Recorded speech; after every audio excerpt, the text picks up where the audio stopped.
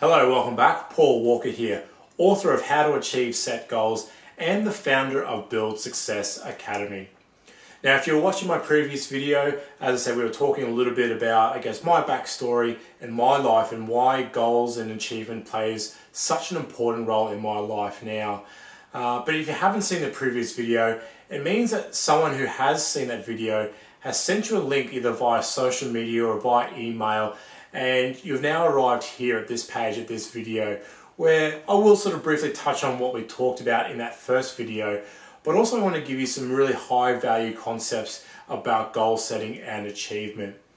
Now, in that previous video, I talked about New Year's resolutions. Now, here we are a couple of months already into the new year, and unfortunately, probably a lot of you have either failed or you've not really accomplished the New Year's resolution that you wanted to. You maybe fallen a little bit by the wayside. And don't worry, that happens to us all. It certainly happened to me in years gone by. I mean, I used to go into the new year and into resolutions with, the best intention of really putting my all into achieving that particular goal. But what statistics do find is that normally within 2 to 3 weeks of setting that particular goal, a lot of people either, as I said, they either quit and fail, or they're barely doing enough of what's needed to achieve that goal or keep themselves on track. And don't be disparaged by that. There is certainly ways to get yourself over that hurdle, get through those that rough 2 or 3 week period of starting that resolution to really solidify and keep you on track to achieving that particular goal.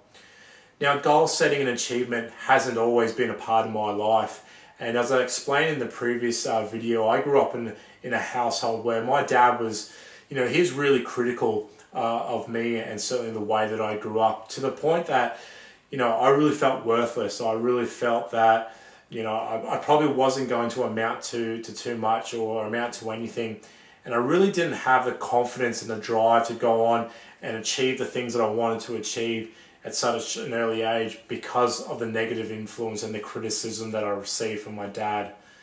And that was pretty much from sort of early childhood right up through to my early 20s until, I started to live my own life and got out and realized that there were other people out there who were living, really happy and positive lives, and they were achieving the things that they wanted to achieve.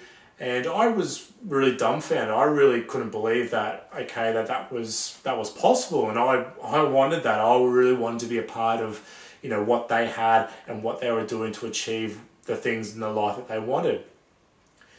And in those moments, I can look back and say that I've got 2 profound moments in my life that really questioned, the life that I was living up to that point, what I've achieved up until that point, and certainly where was I going into the future.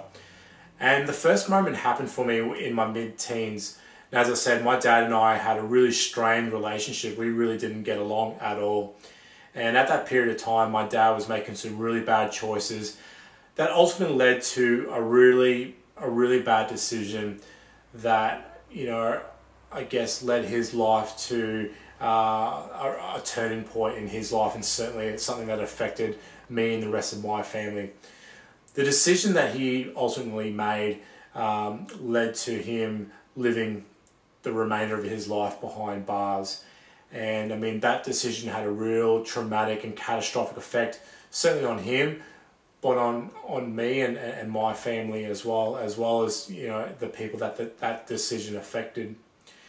And what it really brought up for me was, we all live our life with certain freedoms and certain choices that we're able to make on a daily basis.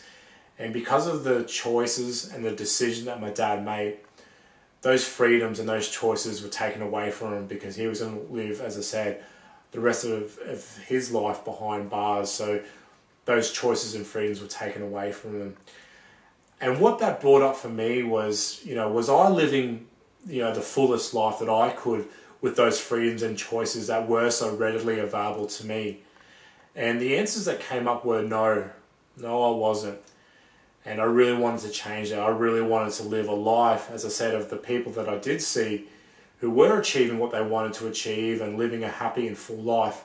I wanted the same sort of thing. And how I set about changing my life was hanging around those people and really trying to delve into their mind and learn what they were doing differently to what I was doing.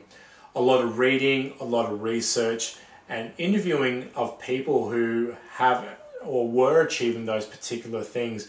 I was able to take in, I guess, all those fundamentals and things that they were doing that I wasn't doing, and formalizing that into a plan, into some step-by-step methods that if I followed, I could dramatically change my life around. And that's exactly what I did. On the other hand though, my mum, who's probably the most inspirational and positive person I've really had the pleasure of knowing, you know, a complete polar opposite to what my dad was.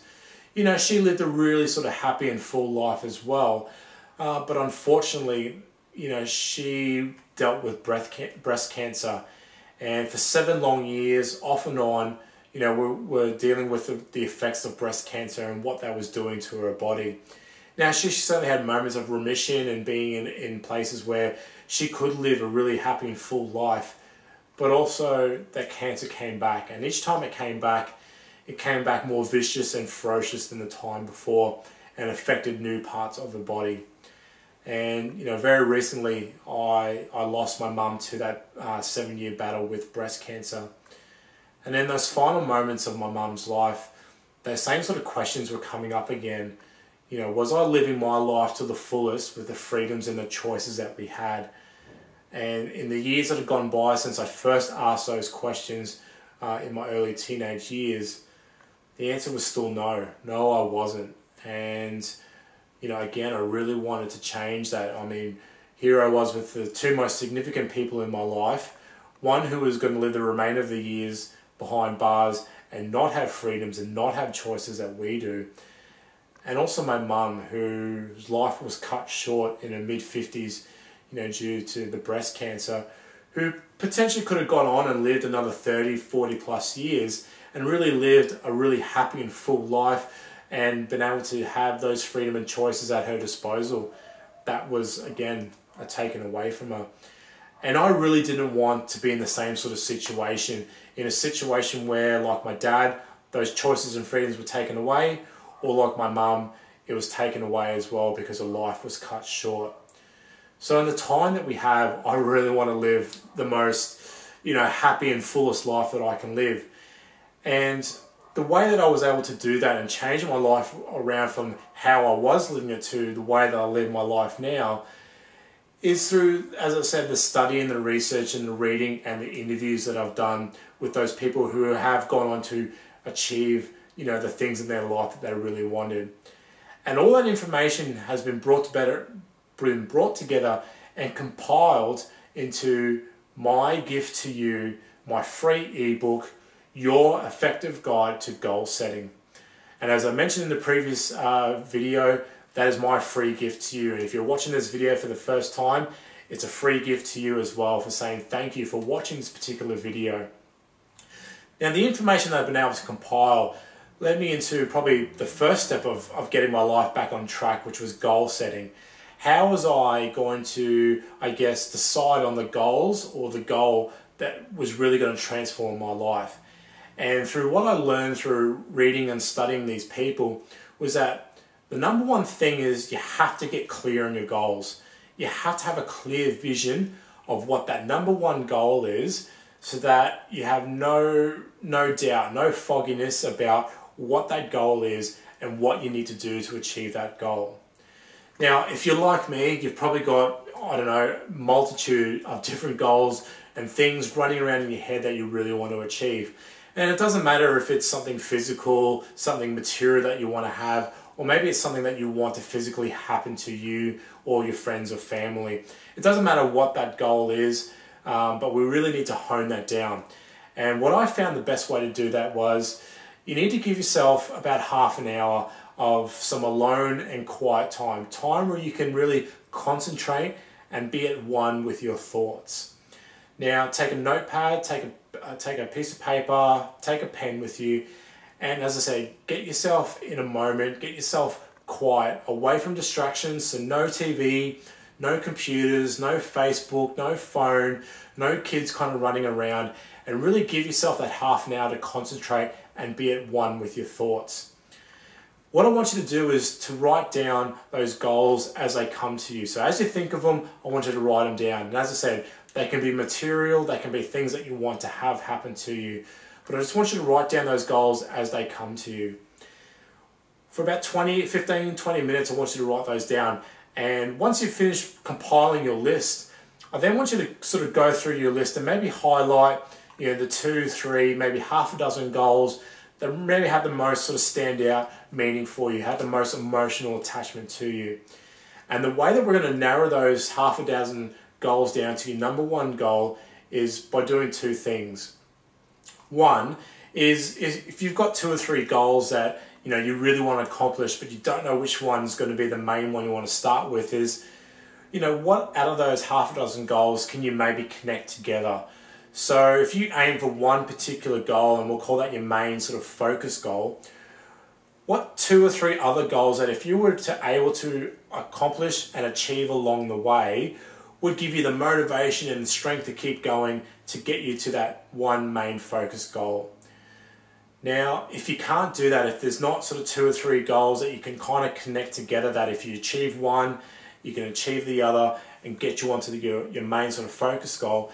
If you don't have that at all, then the number one question that I want you to ask of each of those half a dozen goals that you have is this: what one goal will cost you the most in either financial terms, in happiness, or in time, that if you don't go for it, it's going to cost you the most in those 3 areas? And what I mean by that is, say your goal is a financial goal. A lot of people really look for financial freedom as a result to accomplish their goals. What one goal that if you don't achieve that particular goal is going to cost you the most? So if your goal is financial freedom, if there's an opportunity for you to really work hard and strive hard, that you can earn a lot of money and get yourself into that position of financial freedom, if you don't go for that today, if you don't go for that right now and give it your all, what is that going to cost you? Does that mean you're going to live the rest of your life as you are today, maybe living paycheck to paycheck and not achieving what it is that you want to achieve?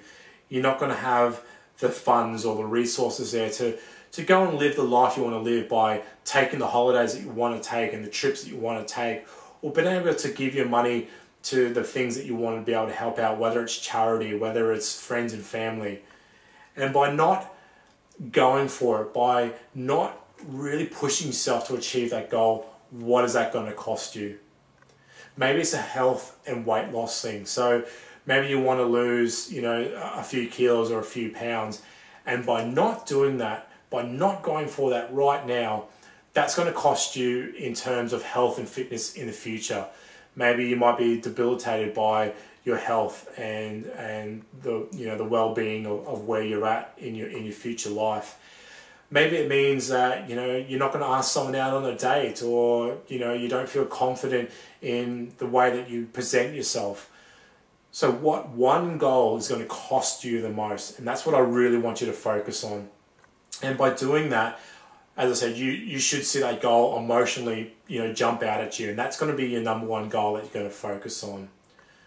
So I hope that really serves you well. And I mean, that particular tip there is part of a program and a structure that I sell for hundreds of dollars. So for me, that's a really high value principle to understand how to get clear on your goals. And by doing so and getting clear on your goals, as I said, it's going to set you up to really go forward and accomplish those goals. So as I said, click on the link below, download your free ebook there, Your Guide to Effective Goal Setting. And as I mentioned before, I've also got a membership or a continuity program that's available to you. And basically for a very low price of $27 a month, you will receive an email from me that contains a video very similar to this, where I'm going to give you a very specific topic or goal or step-by-step method that I believe that if you implement that into your life, you can see a very significant change in your life.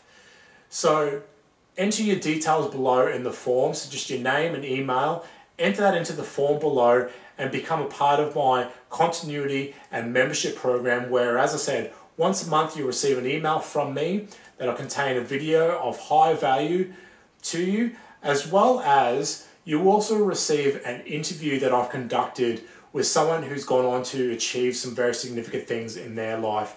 And being part of that membership program will allow you to listen into that interview and take away certain aspects and certain things that these people have gone on to achieve in their life. So I really thank you today. I understand the membership program may not be for everyone, and that's fine. If it is, and if you've taken away something that I've been able to talk about today and you've really enjoyed that, then jump into the membership program, and hopefully I can give you some more tips and some more valuable information that you can use and apply to your life. And if you can't, and if you don't, that's fine. But I ask that you maybe share this video along on social media with maybe other people that might get value out of it as well.